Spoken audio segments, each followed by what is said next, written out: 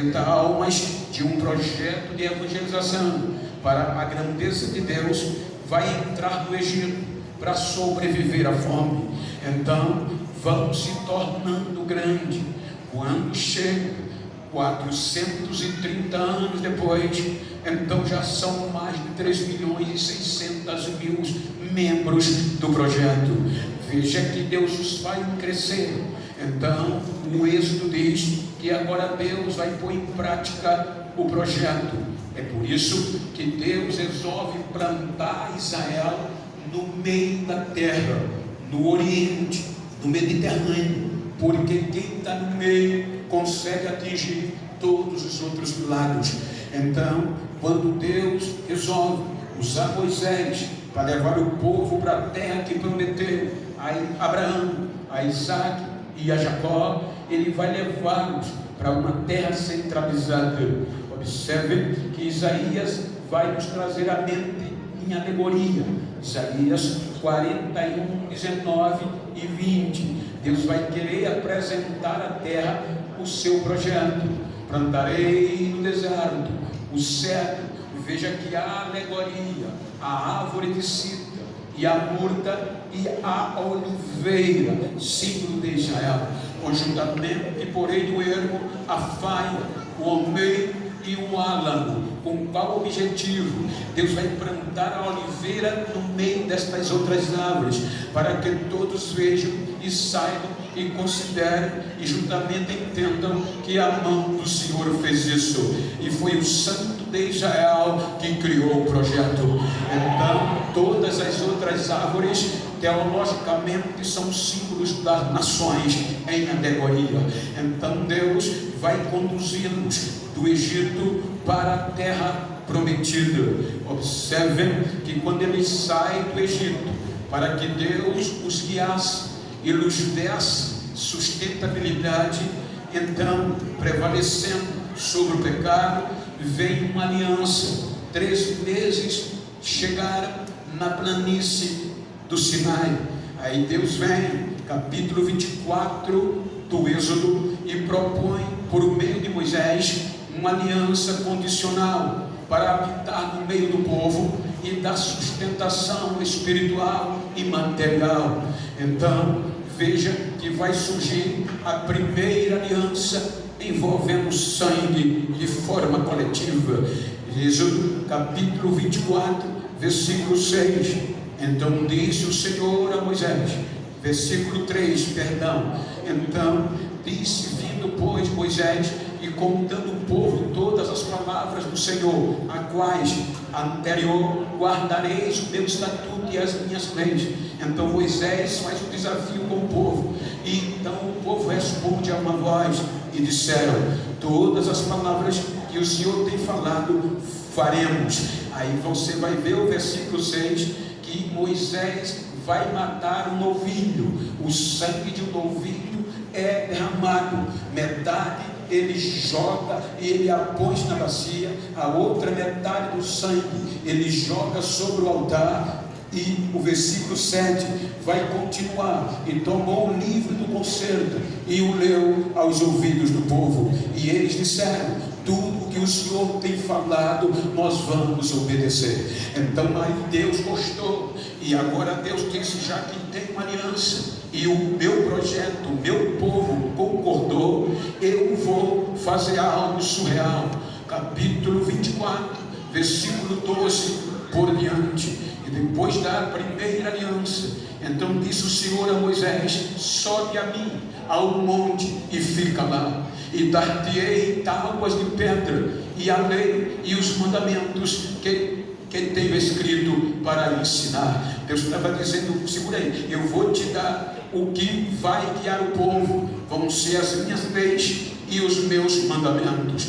Então, versículo 13, então, quando isso acontece, levantou-se Moisés com Josué, seu servo, e subiu ao monte de Deus. Quando eles estão subindo, Moisés faz uma recomendação. Versículo 13, nós vamos até o 15, ou seja, versículo 14. Então diz a Bíblia: e disse Moisés aos anciões: antes de subir o monte. Olha o que ele diz: esperai-nos aqui até que tornemos a vós, e eis que Arão e Hur ficam convosco. Quem tiver algum negócio se chegará a eles. Versículo 15 diz que Moisés, subindo o monte, uma nuvem o cobriu. Ele foi coberto por uma nuvem e a glória de Deus estremece o monte. Então Moisés vai passar cerca de 40 dias recebendo de Deus o que vai guiar o povo. Quando dá 40 dias, decepção do projeto original. Se você ler Êxodo capítulo 32, não demorou 40 dias aproximadamente, aí Deus é decepcionado, ou seja, a atitude errônea do ser humano. Coloca Êxodo 32 e vendo o povo que Moisés demorava a descer ou tardava do monte, ajuntou-se o povo a Arão e disseram-lhe: levanta-te, faze-nos deuses que vão adiante de nós, porque quanto a este Moisés, a este homem que nos tirou da terra do Egito, não sabemos o que iria acontecer. Então veja que o povo não prevaleceu. O pecado, o inferno prevalece de novo. Prevaleceu em Adão, prevaleceu em Noé e vai prevalecer sobre o projeto de evangelização. Então você observe que Deus diz a Moisés: desce, porque o teu povo, ele já não chama meu pecou. Então Moisés desce, as tábuas são quebradas e depois de muito pedido de Moisés, são refeitas de novo. Então Deus suporta, como nós dissemos de manhã, 40 anos esteve desgostoso com este povo. Observem o que diz o Salmo 95, verso 10. Está falando de um projeto do deserto. 40 anos estive desgostado com esta geração, e disse: é um povo que erra de coração e não tem conhecimento dos meus caminhos. Mas ele não desiste de resgatar o ser humano. O único projeto é este, e para chegar a nós, então ele vai suportando até de ponto em ponto, ele vai de um jeito ou de outro sustentando o projeto. Quando nós analisamos que eles de uma nova geração vai entrar no Egito, observe que o propósito da geração de Josué, ele vai entrar em evidência, porque a primeira geração do projeto, ela sucumbe no deserto, Número capítulo 14. Então Deus investe de novo em missões, no resgate da evangelização, digamos assim. O que é que vai acontecer? Uma geração nova que nasceu no deserto e que saiu do Egito ainda bebê. Então Deus disse: não vou desistir, vou acreditar na nova geração. Aí por isso que o livro de Deuteronômio, na sua etimologia, é segunda lei. É que Deus vai dar uma segunda chance ao projeto e vai repetir a lei que disse a primeira. Então agora esta geração de Josué vai rumo à terra prometida. Observem o impacto que Deus faz por meio deste povo. Quando eles chegam em Jericó, que Josué manda espiar a terra, eu acho lindo isso. Não tinha WhatsApp, não tinha Facebook, não tinha Twitter, não tinha pós-tecnologia. Mas quando os espias entram em Jericó, que Raabe e esconde, veja aonde a grandeza de Deus já tinha chegado. Se nós falássemos do palácio, é natural, é lugar de honra e de ética, mas até no ponto mais vexatório de Jericó, a grandeza de Deus já tinha entrado. No prostíbulo, no lugar de prostituição, a dona do prostíbulo esconde os espias e o coração se derrete por conta das grandezas que ela ouviu falar de Deus. Então ela diz aos espias: aqui em Jericó ninguém tem ânimo mais de viver. Desde o palácio até o menor dos súditos do rei, porque todos nós sabemos quem é o Deus de vocês. Ou seja, não precisou palavras, mas só o comportamento e ação. Como? Porque nós sabemos como ele abriu as águas do Mar Vermelho para vocês passar a pé enxuto. Nós também estamos sabendo como ele guerreou as guerras de vocês, como ele destruiu a Sion e Og, os mais valentes reis dos amorreus. Então todos aqui sabem que o Deus de vocês é Deus em cima nos céus e é Deus embaixo na terra. As grandezas de Deus chegou primeiro em Jericó do que o projeto. Então eu falei que esta geração sucumbe, e lá no capítulo 2 de Juízes, capítulo 4 de Samuel vai entrar em vigor. Então a partir do capítulo 16 de Samuel vai vir uma geração de Davi, e Davi se compromete a Deus de anunciar a sua grandeza. E qual é a grandeza de Deus? Ele diz no Salmo 145, verso 4 e verso 5, para a gente ganhar tempo. Ele diz: Senhor, uma geração louvará as tuas obras a outra geração e anunciará as tuas proezas. Falarei da magnificência gloriosa da tua majestade e das tuas obras maravilhosas. Davi estava dizendo: eu me comprometo de anunciar para uma geração futura que o Senhor é as tuas grandezas e as tuas maravilhas. Então ele se compromete, mas a sua geração posterior decepciona, erram de novo. Aí vem Isaías 65, versículo 2. Aí Deus lamentou com a primeira e agora com a segunda. Estendi as minhas mãos todo dia a um povo rebelde que caminha por caminho que não é bom após os seus mandamentos. É aqui que o projeto deteriorado é. Observem que nós lemos Jeremias 52:13. A sede do projeto vai ser destruída. O projeto missionário queimou Nabuzaradã, o caldeu, queimou o templo do Senhor e a casa do rei, e também todas as casas de Jerusalém, e incendiou todas as casas do grande. Então aonde Deus plantou o projeto, em Jerusalém, Monte Sião, planície ali, região de Moriá, agora é destruído. Por isso que diz a Bíblia que todas as nações que via Israel como fonte de vida, que só lá morava o Deus verdadeiro, agora não acredita, vendo eles sendo arrastados como escravos para a escravidão. Então eles diziam: acabou, não vai ter mais evangelização. Vergonha, bem feito, torcia por Nabucodonosor, arrasa, acaba com eles. E Nabucodonosor lutou para derreter.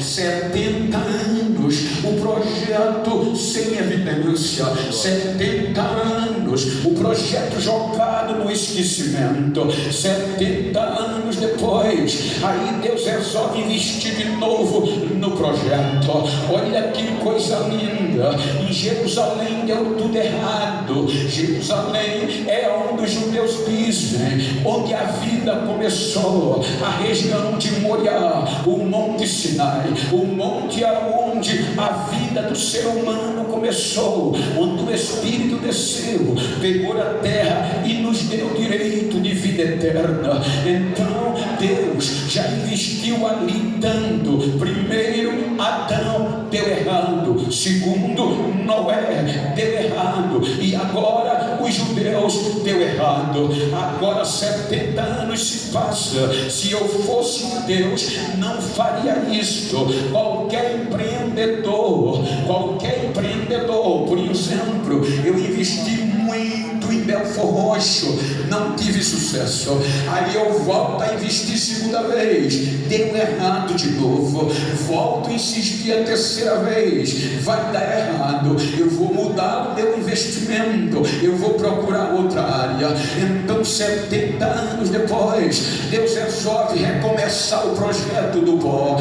Ele poderia levá-los para qualquer outro lugar, mas não, ele vai investir em Jerusalém de novo, onde tudo deu errado. Então, quando é em Jerusalém, ele vai investir, ele vai trazer. Aí as nações não acreditavam, na ótica da razão humana é loucura. Vai investir aí de novo, vai. O inferno já prevaleceu desde o Gênesis, vai investir, vou. Aí vai trazê-los de volta. Por isso que lá no futuro eles cantam o Salmo 126, a reação de quem não acreditava. Quando o Senhor nos tirou do Egito, da servidão, nós parecia um sonho, a nossa boca se encheu de risos e a nossa língua de um canto novo. Então a gente ouvia as nações dizer: grandes coisas fez o Senhor por eles, e é por isso que nós estamos alegres.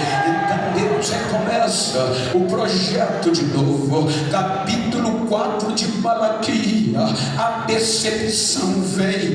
Observe que Deus lamenta as atitudes do projeto judeu. As ofertas não eram mais como deveria ser. Animais aleijados, oferta apodrecida, traziam para ofertar a Deus. Aí Deus diz: vou me silenciar. Aí vem 400 anos de silêncio. É nesses 400 anos que deteriora-se o projeto missionário, porque o grande rei Filipe, o grego macedônio, dominando a terra, queria helenizar toda a terra, mas não conseguiu. Seu filho Alexandre consegue conquistar o mundo todo, inclusive a terra do projeto, a Palestina. Quando ele conquista, quer helenizar toda a terra, não consegue, morre cedo,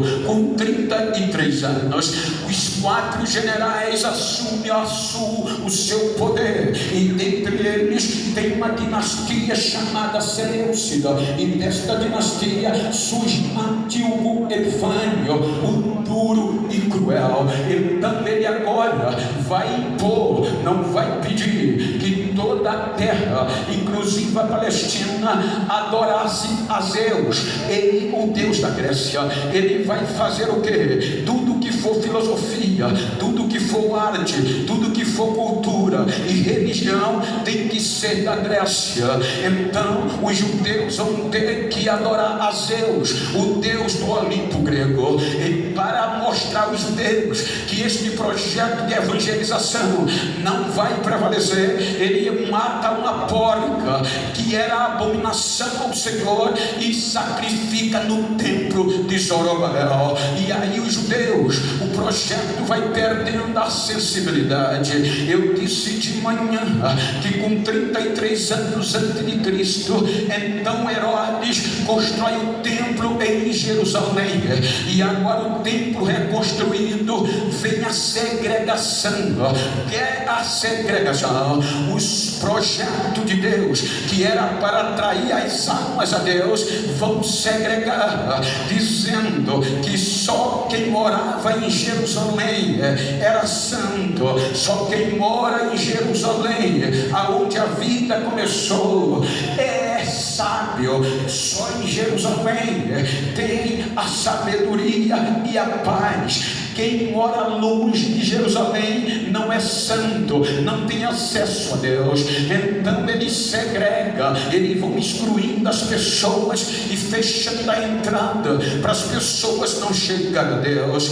Vejam que a coisa vai ficando feia, e é aqui que de forma efusiva aparecem os grupos religiosos que nós encontramos no Novo Testamento: saduceus, fariseus, herodianos, essênios, cada um atuando em uma área. Saduceus, descendente de Zadok, responsável pelo culto, pela formação de uma nova geração, porque nele estava o sumo sacerdote, as pessoas mais ricas, os sacerdotes mais influentes estavam no grupo dos saduceus. E os fariseus eram um grupo religioso separado, separando-se, que iam dominar as tradições. Eles dominavam as tradições. E qual era o problema? Eles davam mais valor à tradição humana do que o verdadeiro sentido do projeto: amar a Deus e ao próximo como a si mesmo. Então eles vão distanciando as pessoas e vão agregando decepção. Então é por isso que Paulo, na sua defesa, Atos dos Apóstolos, capítulo 23, versículo 8, ele diz que a cúpula que formava, que doutrinava os judeus, não acreditavam na vida após a morte. Eles dizem que não há ressurreição, nem anjo, nem